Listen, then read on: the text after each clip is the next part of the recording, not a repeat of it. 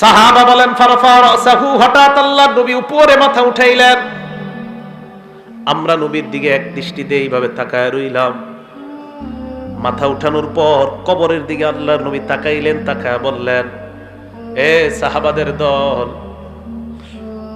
ইস্তাইযু বিল্লাহি মিন আযাবিল কবরি মাররাতাইনি আও সালাসা। সাহাবাদের দিকে তাকায় বললেন, তোমরা এই কবর থেকে, আল্লাহর কাছে কবরের আযাব থেকে পানাহ চাও। এই কথাটা নবী 2 বার অথবা 3 বার বললেন। সাহাবাদেরকে আল্লাহর নবী কেন বললেন? কারণ কবর এমন একটা ভয়ঙ্কর জায়গা।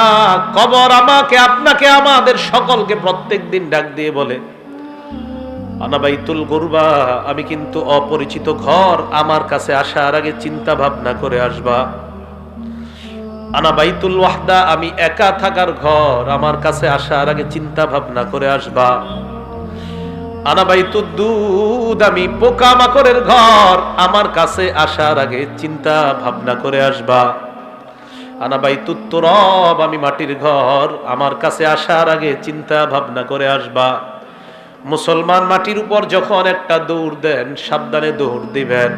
এক বর্ণনায় পাওয়া যায়, জমিনের উপর যারা জোরে জোরে চলে, হতে পারে এর কারণে কবর তার সাথে ভয়ঙ্কর আচরণ করবে। কবর বলবে, আমার পিঠের উপর বড় ধম্ব বরে তুমি চলেছিলা, আজকে আমি কবরের আচরণ তুমি লক্ষ্য করতে পারবা। এক বর্ণনায় কবর এমন চাপ দিবে, চাপ দেওয়ার পর আপনার 2 পাশের সিনার হাড্ডিগুলো একটা আরেকটার মধ্যে ঢুকে যাবে। নবী বলেন, কবর থেকে তোমরা পানাহ চাও, কবরের আযাব থেকে পানাহ চাও। কথাটা নবী 2 বার অথবা 3 বার বললেন।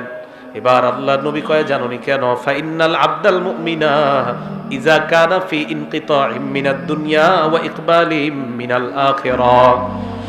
মুমিন যখন দুনিয়া থেকে বিদায় নেওয়ার সময় হয় আর আখিরাতের দিকে যখন মুমিন রওনা করা শুরু করে দেয়, নাজালাত ইলাইহি মালাইকাতুম মিনাস সামা বিদুল ওয়ুজুহ, সুন্দর চেহারাওয়ালা আল্লাহর হাজার হাজার ফেরেশতারা ওই ঈমানদারের আত্মাকে স্বাগত জানানোর জন্য উপস্থিত হয়ে যায়।